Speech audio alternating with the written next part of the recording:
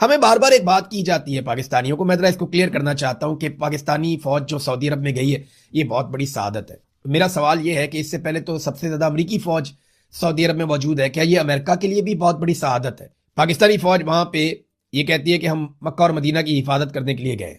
वो तो पूरी दुनिया का हर मुसलमान करेगा, लेकिन सवाल यह है कि फिर आपने पैसे सऊदी अरब से क्यों लिए? जब आप सऊदी अरब से अरबों डॉलर लेते हैं और उसके बदले में आपकी फौज जाती है, तो फिर आप इसको सआदत नहीं कह सकते। जब अमरीकी फौज भी वहां पे उसी काम पे मौजूद है और आप भी उसी काम पे मौजूद हैं, तो फिर ये सआदत नहीं हो सकती। ये तो सऊदी अरब की और वहां की हुकूमत की हिफाजत है, और आप ये काम कर रहे हैं और आपने पार्लियामेंट में, कैबिनेट में, किसी जगह पे भी इसको डिस्कस नहीं किया।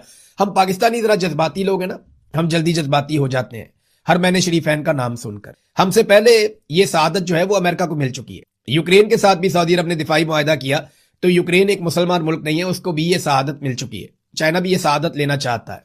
इंडिया का जो आर्मी चीफ है वो भी वहां पे जाता है, भारतीय वजीर आजम भी जाता है, वो भी ये सआदत लेना चाहते हैं। तो ऐसा नहीं है कि ये सिर्फ हर महीने शरीफैन की हिफाजत के लिए जा रहे हैं। अगर सआदत लेनी है तो फिर पाकिस्तानी फौज को इस नुक्ता नजर से मस्जिद अक्सा में भी जाना चाहिए, जहां पे ज्यादा जरूरत है। वो बड़ी सआदत है इस वक्त। यहां पे तो फौज मौजूद है, हिफाजत मौजूद है, वहां पे तो लगातार जुल्म और जबर हो रहा है ना। अगर ये सआदत आपने लेनी है तो फिर आप मस्जिद अक्सा जाइए, वहां पे भी आपको ये सआदत मिल सकती है। तो सआदत के बदले में फिर आप डॉलर नहीं लेते। सऊदी अरब से आपने जिस तरह डॉलर लिए हैं, तो इसको आप लोगों को बेवकूफ बनाना बंद करें। नाजरीन, मुश्तबा खामनाई के हवाले से खबर है कि एक दूसरी अहम शख्सियत ने मुश्तबा खामनाई से मुलाकात की। देखें, इससे पहले एक मुलाकात हुई थी उनकी ईरानी सदर से, जो रिपोर्ट हुई 7 मई को ईरानी सदर ने मुलाकात की। और अब एक मुलाकात हुई है खातमुल अंबिया सेंट्रल हेडक्वार्टर के कमांडर अली अब्दुल हई से। और ये जो मुलाकात हुई है ये भी खुफिया रखी गई है, लेकिन मुलाकात अनाउंस कर दी गई है। देखिए, मुश्तबा खामनाई अब आहिस्ता आहिस्ता एक्टिव हो रहे हैं। ये ईरान के नए सुप्रीम लीडर हैं।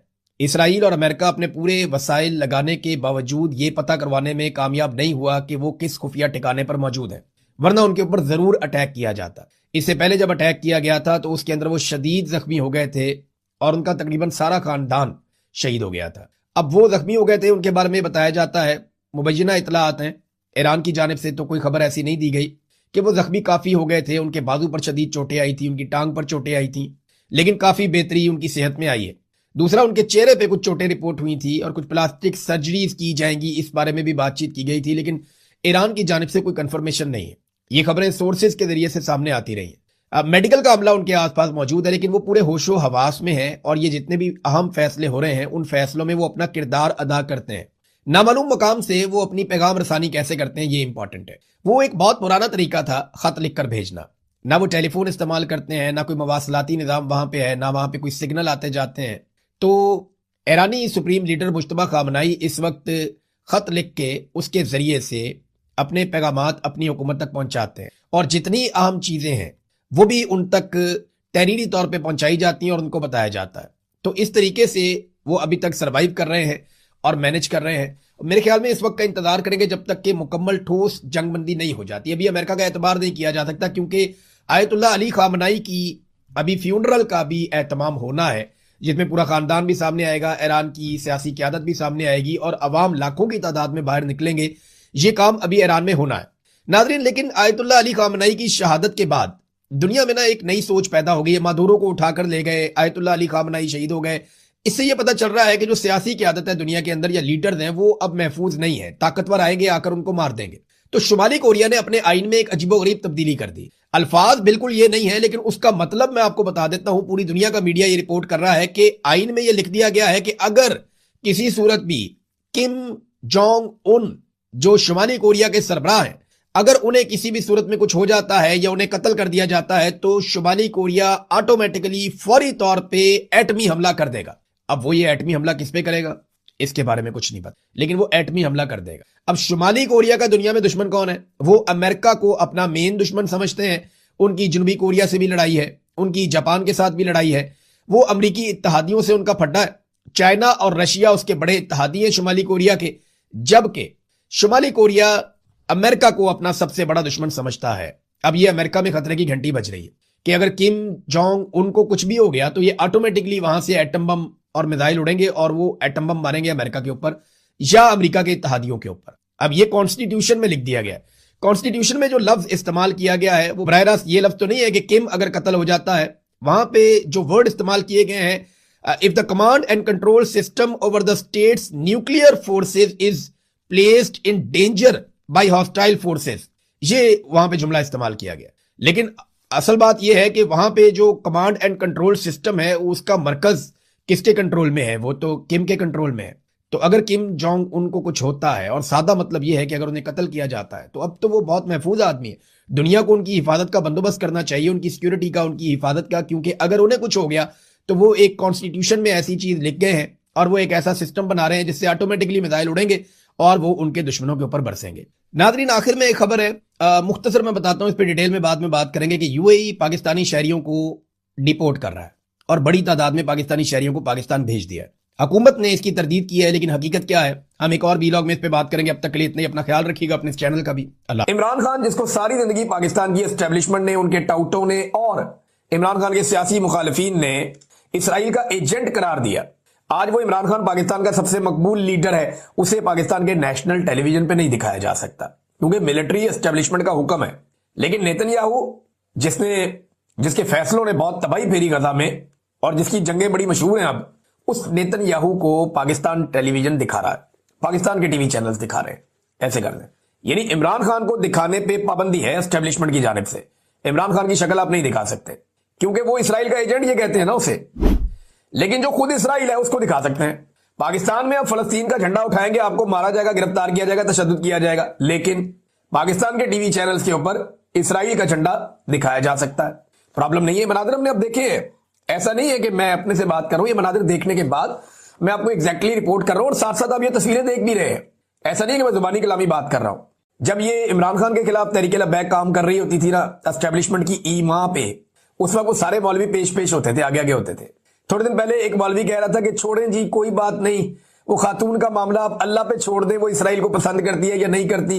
इधर लाशें गिर रही थी, वो मौलवी बोला ही नहीं, चूं नहीं की, उस मौलवी ने चुप करके दुबक के बैठ गया। और बहुत सारे मौलवी हैं, नामों के साथ मुफ्ती लगाया हुआ है, लाशें गिर रही हैं, बोले नहीं। लेकिन पाकिस्तान तहरीक इंसाफ जो है, इंसानी हकूक की तंजीमें भी नहीं बोली क्या ये इंसान नहीं थे जो कत्ल हुए? आप इनसे इख्तलाफ कीजिए, मुझे भी इख्तलाफ है, लेकिन वो रात भर चिल्लाता रहा बेचारा, तरले मिन्नतें करता रहा, वो ये कहता रहा कि यार खुदा का वास्ता वापस चले जाओ, रसूल का वास्ता वापस चले जाओ, तुम्हारी माओ का वास्ता वापस चले जाओ, मुज़ाकरात करने के लिए किसी को भेजो, हम वापस जाने के लिए तैयार है, हमें मत मारो। लेकिन रियासत ठान चुकी थी, आपको उनका मकसद पसंद नहीं, कोई बात नहीं, मगर कत्लेआम भी तो गलत है ना, वो नहीं होना चाहिए। पीटीआई ने इस पर रद्दमल दिया, मौलवी नहीं बोले, चंदाखोर मौलवी चुप रहे, मफाद परस्त है। पाकिस्तान तहरीक इंसाफ ने इसके ऊपर अपना मौकिफ दिया और बड़ा तगड़ा मौकिफ दिया, उन्होंने इसके ऊपर मुतालबात भी किए हैं तहरीक इंसाफ ने, और उन्होंने इसे एक ऐसी हरकत करार दिया जो गलत है। शदीद तरीन अल्फाज में उन्होंने मजम्मत की, ताकत का बेजा इस्तेमाल किया गया उसकी भी उन्होंने मजम्मत की, गैर इंसानी अमल उन्होंने करार दिया। गोली चलाने से नफरत पैदा होती है, 26 नवंबर को भी यही अमल इख्तियार किया गया था। फिर उन्होंने कहा मुज़ाकरात का एक मौका था, मुज़ाकरात करने चाहिए थे ताकि कोई हल निकल आता। फिर जाली पुलिस मुकाबले भी किए जा रहे हैं पंजाब में, ये भी उन्होंने बताया। फिर उन्होंने कहा तस्वीरें और वीडियो जो आ रही हैं मुरीद के से इंतहाई तशवीशनाक है, ये जुल्म की इंतहा है। हुकूमत और मुतलका इदारों को आमराना ज़हनियत तर्क करनी चाहिए, ताकत के अंदर इस्तेमाल से ना तो मसाइल हल होंगे ना ही इंसाफ कायम होगा। मुतालबात उनके क्या है? जख्मियों को फौरी तौर पर तिब्बी इमदाद और शोहदा के अहल खाना को इंसाफ फराहम किया जाए, मुलजिमान की जल्द अज जल्द गैर जानिबदार और शफाफ अदालती तहकीकात करवाई जाए और जो भी मुलव्वस हो उसे सख्त सजा दी जाए। तमाम गिरफ्तार कारकुनान और खवातीन को बिला मशरूत रिहा किया जाए और लूटी गई अशिया वापस की जाए। आइंदा किसी भी पुरअमन एहतजाज पर बराह रास्त फायरिंग ना करने की वाज़ेह जमानत दी जाए। तमाम सियासी मुकदमात का असर नो जायजा लिया जाए और बेगुनाहों के खिलाफ कार्रवाइयां बंद की जाए। मीडिया पर पाबंदियों और सेंसरशिप का खात्मा किया जाए ताकि हकायक अवाम के सामने पहुंच सकें। अगर रियासत खुद शफाफियत नहीं दिखा सकती तो आजाद मुबस्सरीन और इंसानी हकूक के जो इदारे हैं उनको तहकीकात में शामिल किया जाए। उन्होंने कहा यह मुतालबात हम बार बार दोहराते रहेंगे और बड़ी शिद्दत से उन्होंने इसकी मजम्मत की है पाकिस्तान तहरीक इंसाफ ने। हालांकि तहरीक इंसाफ का कोई तहरीक लब्बैक के साथ ताल्लुक नहीं है, कोई लिंक नहीं है, ये एक दूसरे को पसंद भी नहीं करते, बल्कि तहरीक लब्बैक ने बड़ी तनकीद की है पीटीआई पे। जब पीटीआई के साथ बहुत बुरा हो रहा था इन्होंने मजाक भी उड़ाया, लेकिन आज ये बात करने का दिन नहीं, बड़ा जुल्म हो गया उनके ऊपर। ये सानिया है नाजरीन, मैं आपसे वैसे बात नहीं कर रही, है बहुत बड़ा सानिया है जो गुजर गया वहां पे मुरीद के में। खौफ आता है ये सोच करके ये हुक्मरानों का क्या बनेगा, ये कैसे अपने रब को जवाब देंगे। टीएलपी कहती है जी हमारे 100 से ज्यादा शहीद, वो 180 का फिगर भी बोलते हैं कि इतने लोगों की लाशें वहां पड़ी थी और सैकड़ों जख्मी थे। लेकिन हुकूमत कह रही है सिर्फ 3 लोग मार गए, पुलिस वाले भी जख्मी हुए, एक पुलिस वाले शहीद भी हुए। एक पुलिस इंस्पेक्टर के बारे में कहा जा रहा है, सब इंस्पेक्टर थे वो शहीद हुए हैं और कुछ पुलिस वाले जो है वो जख्मी भी हुए हैं। ये भी बहुत अफसोसनाक है क्योंकि तहरीक लब्बैक के कारकुन आगे से मारते भी है ना, ये आगे से डंडे उठा के और पत्थर उठा के ये मारते हैं, तशद्दुद करते हैं वापस, लेकिन उन्हें घेर के इस दफा मारा गया है। और उसके नतीजे में अगर दूसरी तरफ अगर देखा जाए तो नुकसान का जो फर्क है वो बहुत ज्यादा है। इधर बहुत ज्यादा नुकसान हुआ तहरीक लब्बैक का। आईजी इस्लामाबाद की एक वीडियो आई है, ये आईजी साहब याद रखें, अली नासर रिजवी साहब, ये वीडियो आपका पीछा करेगी। आप उस जगह खड़े होकर सेलिब्रेशंस कर रहे थे जहां पे थोड़ी देर पहले लाशें गिरी थी और अभी लोगों ने लाशें उठाई भी नहीं थी। ये आपके हमवतनों की लाशें थी, यहां पे शोक का आलम होना चाहिए था, ना कि सेलिब्रेशंस का। आपको आइडिया नहीं है आपने कितनी बड़ी गलती की है। तहरीक लब्बैक के एहतजाज में जो हुआ उसकी माजी के अंदर मिसाल बहुत कम मिलती है। ऐसा कुछ हमने देखा एक दफा इस्लामाबाद डी चौक में, 9 मई को भी हमने ऐसा कत्लेआम देखा था। इससे पहले एक दफा तारुल कादरी साहब के मदरसे पे अटैक किया गया और उनके घर पे अटैक किया गया। ये जब जब इस तरह का जुल्म हुआ तो नॉर्मली हमने देखा कि PMLN की हुकूमत है, यानी नून लीग के इक्तदार में ये सब कुछ हो जाता है। एस्टेब्लिशमेंट के साथ मिलकर ये कत्लेआम हमेशा कर देते हैं, चाहे वो तारुल कादरी साहब के लोग हों, चाहे पाकिस्तान तहरीक इंसाफ के लोग हों, उनका बार बार कत्लेआम किया गया और अब तहरीक लब्बैक के लोगों का कत्लेआम किया गया। ये सारा कुछ जिस तरीके से हुआ है, जब हालात वाकयात हम देखते हैं और तहरीक लब्बैक की जो बाकी बची हुई क़यादत है उनसे राब्ता करते हैं तो पता चल रहा है कि ये उन्हें ट्रैप किया गया है और ये सारा कुछ हुआ तहरीक लब्बैक को खत्म करने के लिए है। यानी जिसके पास भी अवामी ताकत है, अब शायद रियासत ने यह फैसला कर लिया है कि उस अवामी ताकत को कुचल दिया जाएगा। साद रिजवी और उनके भाई के बारे में अभी तक कोई इतला नहीं दी गई। हुकूमत ने अभी तक नहीं बताया, जब मैं ये वीडियो रिकॉर्ड कर रहा हूं, कि उन्हें गिरफ्तार किया गया है, किस जगह रखा गया है, वो जख्मी है या जख्मी नहीं है। क्योंकि कुछ लोग दावा कर रहे थे तहरीक लब्बैक के कि साद रिजवी को गोली लगी है, जबकि ऐसी कोई वीडियो या तस्वीर मौजूद नहीं थी। हाँ, एक वीडियो मौजूद थी जिसमें साद रिजवी को गिरते हुए दिखाया जा रहा है कि शायद वो बेहोश हो गए थे। और लेकिन पाकिस्तान तहरीक लब्बैक के जो लोग हैं वो ये दावा कर रहे हैं, तहरीक लब्बैक पाकिस्तान के, कि साद रिजवी को भी गोली लगी, उनका भाई भी जख्मी हुआ है।